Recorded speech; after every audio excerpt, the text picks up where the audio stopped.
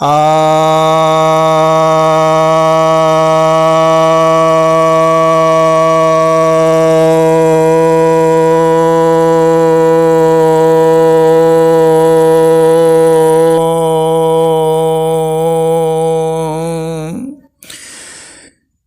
भक्तजनों को सप्रेम नमन। भक्तों, आज मैं प्रश्नोपनिषद पर प्रवचन करने जा रहा हूँ।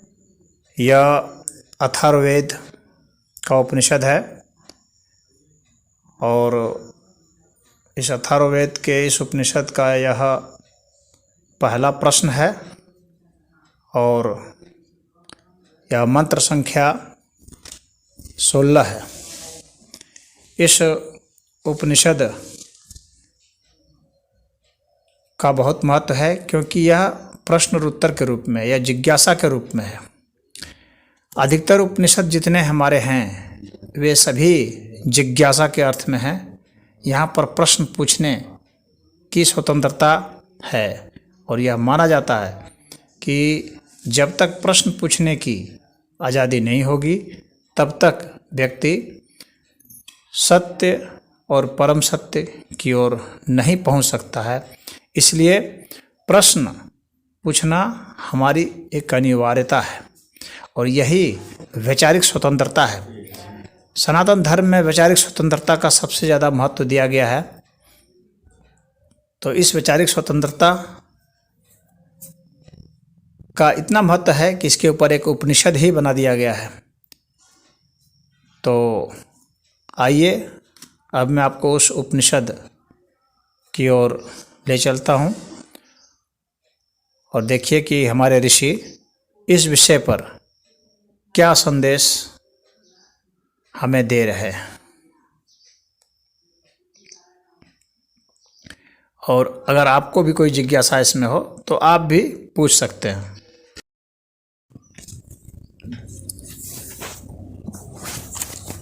तो आज गीता पढ़ते हैं। उपनिषद है। कौन? प्रश्न उपनिषद है। हाँ, जय भगवान भोलेनाथ। सनातन धर्म के सबसे प्रमुख ग्रंथ में वेद, उपनिषद और गीता आते हैं। तो जो इन ग्रंथों के विषय में नहीं जानते हैं तो वे अपने धर्म के विषय में नहीं जानते हैं और बिना ग्रंथ के कोई धर्म नहीं होता है। और जो इसका अध्ययन नहीं करते हैं, चिंतन मनन नहीं करते हैं, तो वैसे लोग एक तरह से बिना आधार के धर्मावलंबी बनते हैं, जो कहीं भी किसी से अन्य मतावलंबियों से कभी भी कोई बातचीत करने में समर्थ नहीं होते हैं। इसलिए अपने धर्म ग्रंथ के विषय में जानना चाहिए। इसलिए एक मंत्र पर प्रवचन यहाँ पर सप्ताह में एक दिन किया जाता है। तो आज प्रश्न उपनिषद के पहले प्रश्न के 16वें मंत्र के ऊपर हम लोग चर्चा करेंगे। तो ये 16वां मंत्र कहता है, तेषामशो वीरजो ब्रह्मलोको नयेषु जिह्ममृतं न माया चैति। अर्थात जिनमें कुटिलता होती है, जो झूठ और माया कपट में नहीं है, उन्हें ही यह जो विशुद्ध ब्रह्मलोक है वह प्राप्त होता है। अब इस विषय पर समझो कि यहाँ पर जो हमारे ऋषि हैं उन्होंने 3 शर्तें बताई हैं ब्रह्मलोक की प्राप्ति की। क्या क्या? पहली चीज है कुटिलता। कुटिलता अर्थात वक्रता, टेढ़ापन। जो आदमी टेढ़ा होता है अर्थात जिसके विचार टेढ़े होते हैं, जो कुछ छिपा करके किसी चीज को बोलता है, यानी जिसका उद्देश्य कुछ छिपाना है, धूर्तता है, किसी को ठगना है, धोखा देना है, उस तरह के लोग ब्रह्मलोक को प्राप्त नहीं होते, यानी ईश्वर को प्राप्त नहीं होते, यानी ज्ञान को प्राप्त नहीं होते। ऐसे लोग सिर्फ पदार्थ को प्राप्त कर सकते हैं, देह को प्राप्त कर सकते हैं, भौतिक तत्वों को प्राप्त कर सकते हैं और उससे अंततः दुख को प्राप्त होते हैं। इसके बाद कुटिलता तुम लोग समझते होगे, देखिए और सांप को कैसे टेढ़ा मेढ़ा चलता है, उसी तरह से जिन लोगों की चालें टेढ़ी मेढ़ी होती है हम लोगों की, यानी तुम्हारे सामने कुछ और बोलते हैं, उधर कुछ और बोलते हैं, उधर कुछ और बोलते हैं, जिनके बहुत सारे चेहरे होते हैं। ऐसे लोग भरोसे के काबिल नहीं होते, जिनके बहुत चेहरे होते हैं, इनके पर कभी भरोसा नहीं करना, क्योंकि तुम्हारे सामने भी कुछ और होंगे, तुरंत अपना केंद्र बदल देंगे, दूसरे के सामने जाएंगे तो कुछ और बन जाएंगे। जैसा माहौल देखेंगे उसके अनुरूप जो बोलना शुरू कर देते हैं, जैसा माहौल देखते हैं उसके अनुरूप जो कहना शुरू कर देंगे, व्यवहार करना शुरू कर देंगे। ऐसे लोग भरोसे के योग्य नहीं होते, क्योंकि वे कभी भी अपनी निष्ठा स्थिर नहीं रखते हैं, वे सत्य पर निष्ठा नहीं रखते हैं।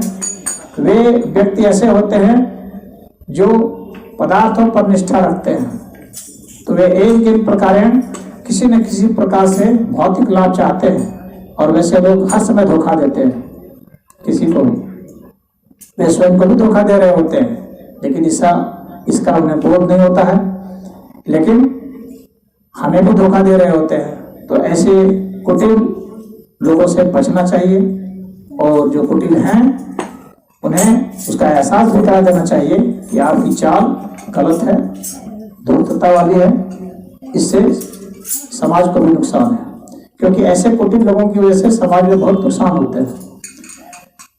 अब दूसरी बात जो यहाँ पर ऋषि ने कही है कि जो झूठे लोग हैं, जो सत्य पर आधारित नहीं है, यहाँ पर सत्य के विषय में भी बहुत अपवाद होती है बातें। कुछ लोग कहते हैं कि सबका अपना अपना सत्य है, अपना अपना कभी सत्य नहीं हो सकता है। सत्य का एक पैमाना है, मापदंड है, और मापदंड यह है कि सत्य सदैव प्रमाणित होना चाहिए, उसको तथ्यों द्वारा, तर्कों द्वारा, प्रयोगों द्वारा सिद्ध किया हुआ होना चाहिए, वह सत्य माना जाता है। दो प्रकार के सत्य होते हैं, एक पारमार्थिक सत्य और एक व्यावहारिक सत्य। व्यावहारिक सत्य वे होते हैं जिसे हम समाज में, यहाँ पर संसार में सिद्ध कर सकते हैं, यानी जो सापेक्षिक सत्य होते हैं, यानी किसी की तुलना में कुछ होते हैं सही, उन्हें हम कहते हैं कि यह सापेक्षिक सत्य। उदाहरण के लिए कोई चीज लाल दिख रही है, मान लो इस बच्चे का यह जो पहना है ये लाल दिख रहा है, इसका टी शर्ट, तो यह लाल दिख रहा है, तो किसी परिस्थिति में लाल दिख रहा है, ना कि यह लाल है। यदि हम यहाँ पर सामने में कोई ऐसी स्क्रीन रख दें, ब्लू रंग की स्क्रीन दिख दे, तो वह लाल नहीं दिखेगा। ब्लू रंग की लाइट जला दें तो वह लाल नहीं दिखेगा, वह काला दिखने लगेगा। तो एक परिस्थिति में ही वह लाल है, न कि लाल है। फिर यदि किसी को कलर ब्लाइंड है तो वह लाल नहीं दिखेगा, ब्लैक एंड व्हाइट दिखेगा। तो कहने का मतलब है कि यहाँ जो कुछ भी संसार में तुम देख रहे हो, ये सारी चीजें ऐसी हैं जो किसी के संदर्भ में ही वैसा दिखती है, अन्यथा वो ठीक उसी प्रकार की नहीं है। हर चीज ऐसी ही है, लेकिन एक होता है पारमार्थिक सत्य। पारमार्थिक सत्य वह होता है जो परिस्थिति के अनुसार नहीं बदलता, वह हर परिस्थिति में, हर क्षण, हर काल में, हर स्थान पर सदैव समान ही होता है। वह पारमार्थिक सत्य, वह ईश्वर तत्व कहा जाता है, वह अनंत होता है। तो उपनिषद ने ही परिभाषा यह भी की है, सत्यम ज्ञानम अनंतम ब्रह्म, यानी सत्य वही है जो कि अनंत है और ज्ञान स्वरूप हो। जब तक कोई चीज अनंत नहीं होगी तब तक वह पारमार्थिक सत्य नहीं हो। वह व्यावहारिक सत्य हो सकती है या फिर झूठ होती है। झूठ का अर्थ हुआ कि व्यावहारिक अर्थ में भी जो जैसा दिखता है वैसा हम जब उसको नहीं बोलते हैं, नहीं समझते हैं और नहीं व्यवहार करते हैं तो उसको झूठ कहते हैं। जैसे कि इसका भी लाल दिख रहा है हमको, तुमको, अधिकतर सभी लोगों को, जिसका भी सामान्य दृष्टि है, हम कहें कि नहीं ये लाल नहीं है, ये पीला है, तो ये झूठ हो गया। क्योंकि इस परिस्थिति में यह लाल दिख रहा है हमको, तुमको, सबको। हम लोग परिस्थितियां बदल देंगे तो हो सकता है यह पीला दिखे, तो हम कह सकते हैं पीला है। तो हमें जैसा दिख रहा है ठीक है, वैसे ही वचन को बोलते हैं तो कहा जाता है कि सत्य बोल रहे हैं, तो वह एक व्यावहारिक सत्य होता है। लेकिन जो किसी परिस्थिति में नहीं बदले उसको पारमार्थिक सत्य कहते हैं और वह अनंत होता है। यही उपनिषद हमें बताता है, सत्यम ज्ञानम अनंतम ब्रह्म, कि वह जो समग्र अस्तित्व है, ब्रह्म जो है ना, वो समग्र अस्तित्व के लिए है। समग्र मतलब पूरा का पूरा, टोटल, होल। तो पूरा का पूरा जो अस्तित्व है उसको अनंत कहा जाता है। तो वह जो अनंत है, अनंत अर्थात जिसका कहीं अंत नहीं होता है, किसी समय अंत नहीं होता है, किसी परिस्थिति में अंत नहीं होता है, जिसकी लंबाई, चौड़ाई और सूक्ष्मता में और विराटता में अंत नहीं हो सकता है, किसी स्थान पर अंत नहीं होता है, तो उसको अनंत कहा जाता है।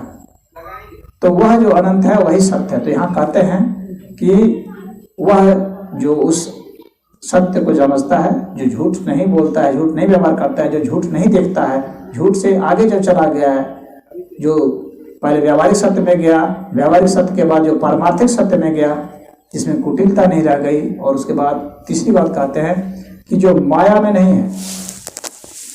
माया अर्थात जो मा मतलब होता है नहीं, या मतलब है, जो नहीं है उसके बारे में ऐसा सोचना कि वह है, उसके बारे में बोलना, उसके बारे में व्यवहार करना, वह माया है। माँ का अर्थ होता है नहीं, या का अर्थ है। तो माया का अर्थ है कि जो नहीं है। तो यहाँ पर जो नहीं है उसे भी हम लोग समझते हैं कि है, वो भासता है, वह थोड़े समय रहता है, थोड़े समय के बाद नहीं रह जाता है, और हम लोग सोचते हैं कि वह रहेगा।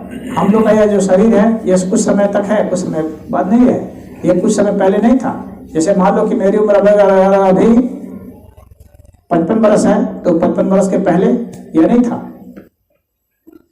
अभी जैसा है ये 2 बरस पहले नहीं था, और कुछ वर्षों के बाद नहीं रहेगा।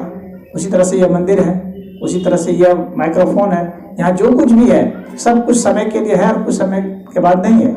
और जिस समय है उस समय उसका रूप अलग है, थोड़े समय के बाद अलग है, यानी वह हर स्थिति में सामान्य नहीं रह पा रहा है। तो ऐसे को ही माया कहा जाता है, जिसका स्वरूप निर्धारित नहीं है, जिसके स्वरूप लगातार बदल रहे।